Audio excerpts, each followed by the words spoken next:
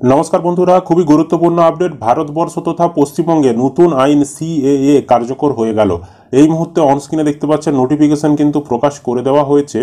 তো কারা এই আইনের আওতায় আসবেন, কাদেরকে নাগরিকত্ব দেওয়া হবে এই সিএএ আইনে, ঠিক আছে, তাদেরকে নাগরিকত্ব দেওয়া হবে না, কি শর্ত রয়েছে, কিভাবে আবেদন করবেন, সমস্ত কিছু কিন্তু আজকের এই ভিডিওতে আমরা আলোচনা করব। অবশ্যই ভিডিওটি বকারে আসবে, শেষ পর্যন্ত দেখতে থাকুন। চ্যানেলে নতুন হলে চ্যানেলটি সাবস্ক্রাইব করতে ভুলবেন না। আর যারা ফেসবুক থেকে ভিডিওটি দেখছেন অবশ্যই পেজটি ফলো করে রাখবেন। দেখুন, ওই নোটিশে সমস্ত কিছু ইংলিশে লেখা রয়েছে, আপনারা এত বুঝতে পারবেন না, তাই আমাদেরকে আমি বাংলাটা ভালোভাবে বুঝিয়ে দিচ্ছি, ঠিক আছে, বাংলাতে ট্রান্সলেট করে। তো দেখুন, এখানে বলা হয়েছে দেশ জুড়ে কার্যকর হলো নাগরিকত্ব সংশোধনী আইন, যাকে বলছে সিএএ। সিএএ এর ফুল ফর্ম হচ্ছে সিটিজেন অ্যামেন্ডমেন্ট অ্যাক্ট। বিজ্ঞপ্তি জারি করল কেন্দ্রীয় স্বরাষ্ট্রমন্ত্রক।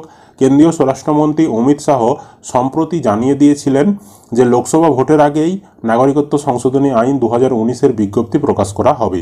কেন্দ্রীয় স্বরাষ্ট্রমন্ত্রী অবশ্য বারবার দেশবাসীকে এও আশ্বস্ত করেছেন কারো নাগরিকত্ব কেড়ে নেওয়ার জন্য সিএএ নয়। কেন্দ্রের তরফ থেকে বারবার আশ্বস্ত করার পরও আমজনতার একাংশের মনে নাগরিকত্ব সংশোধনী আইন সংক্রান্ত বেশ কিছু বিষয়ে প্রশ্ন থেকে গিয়েছে। 2019 সালে পাশ হওয়া একটি আইনের বহু প্রতীক্ষার পর অবশেষে বিজ্ঞপ্তি জারি হলো। এক নজরে দেখে নেওয়া যাক কি এই নাগরিকত্ব সংশোধনী আইন। তো সিএএ কি না, 2019 সালে সংসদে পাস হয় নাগরিকত্ব সংশোধনী বিল এবং তা আইনে পরিণত হয়। এই আইনে কি বলা হয়েছে না, সিএএ আইনের মূল বিষয় হলো 2014 সালের মধ্যে পাকিস্তান, আফগানিস্তান কিংবা বাংলাদেশ থেকে আসা হিন্দু, খ্রিস্টান, বৌদ্ধ, জৈন, শিখ ও পার্সিদের ভারতীয় নাগরিকত্ব দেওয়া। এক্ষেত্রে শর্ত হলো তাদের অন্তত 5 বছর ধরে ভারতে বসবাস করতে হবে, তাহলেই তারা নাগরিকত্বের জন্য আবেদন করতে পারবে। এই বিষয়টা একটু বোঝাচ্ছি। দেখুন, এখানে বলেছে যে 2014 সালের মধ্যে, ঠিক আছে, 2015 সালে যারা ভারতে এসেছে তারা কিন্তু নাগরিকত্ব পাবে না। 15, 16, 17 মানে 14-র পরেরগুলো নাগরিকত্ব পাবে না। 14-র আগে যারা এসেছে 2000 হতে পারে আপনার, তবে আবার বলেছে যে 5 বছর থাকতে হবে, মানে 2014-র আগে ধরুন 13 সালে এসেছে, 12 সালে এসেছে, বা 2010 সালে এসেছে, বা 1990 সালে, 1999, 1997, 1971, 1972, এই ধরনেরকে বোঝা যাচ্ছে। মানে 2014-এর আগে যেই সালগুলো, সেই সালে আসলেই হবে এবং কমপক্ষে ভারতে তারা 5 বছর রয়েছে। মানে 2014 সালের আগে যারা এসেছে তাদের ইতিমধ্যেই 5 বছর হয়ে গেছে, কারণ এখন 2024 সাল চলছে। ইতিমধ্যেই 14 সাল থেকে 24 সাল মানে 10 বছর হয়ে গেছে ইতিমধ্যেই। তেমন তারা নাগরিকত্ব পাবে। এবং তবে এখানে বলেছে যে পাকিস্তান থেকে আসতে হবে বা আফগানিস্তান কিংবা বাংলাদেশ থেকে আসতে হবে। তো অনেকেই কিন্তু পাকিস্তান, আফগানিস্তান, বাংলাদেশের যখন দাঙ্গা হয়েছিল বা লড়াই হয়েছিল, হ্যাঁ, সেখানে বিভিন্ন কারণবশত সেখানে অনেক কিন্তু হিন্দু, খ্রিস্টান, বৌদ্ধ, জৈন, শিখ এবং পার্সি নাগরিক তারা কিন্তু আমাদের ভারতবর্ষে চলে এসেছিল, তো সেই দেশ থেকে। তো যারা সেই ভারতবর্ষে এসেছে ওই দেশ থেকে তাদেরকে নাগরিকত্ব দেওয়া হবে। তবে এখানে কিন্তু মুসলিম সম্প্রদায়ের কথা উল্লেখ করা নেই। মানে যে সকল মুসলিম সম্প্রদায় পাকিস্তান, আফগানিস্তান কিংবা বাংলাদেশ থেকে এসেছে আমাদের ভারতবর্ষে, তাদেরকে নাগরিকত্ব দেওয়া হবে কিনা এখানে কিন্তু উল্লেখ করা নেই।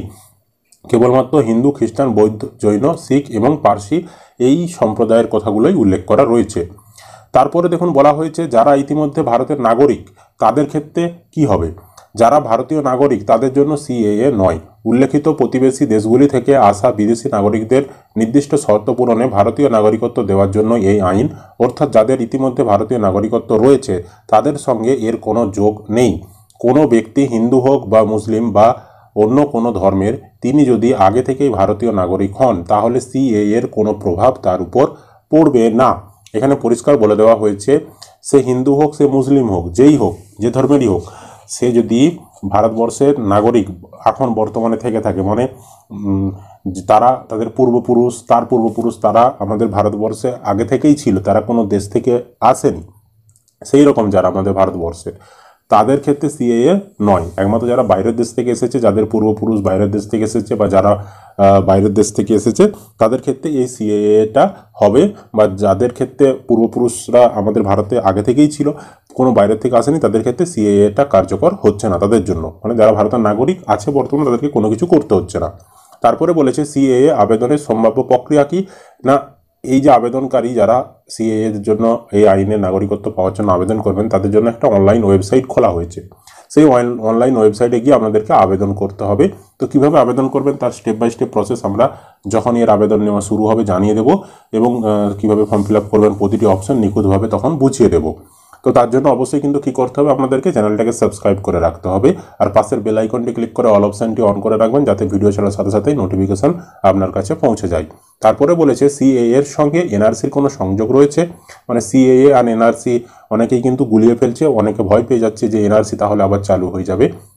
তো দেখুন এখানে বলা হয়েছে আপাতভাবে সিএএ এর সঙ্গে এনআরসির কোনো সম্পর্ক নেই, দুটি সম্পূর্ণ ভিন্ন বিষয়। সিএএ হলো নাগরিকত্ব সংশোধনী আইন, এটি হলো উল্লেখিত প্রতিবেশী দেশগুলি থেকে আসা হিন্দু, খ্রিস্টান, বৌদ্ধ, জৈন, শিখ এবং পার্সিদের নির্দিষ্ট শর্ত সাপেক্ষে ভারতীয় নাগরিকত্ব দেওয়া।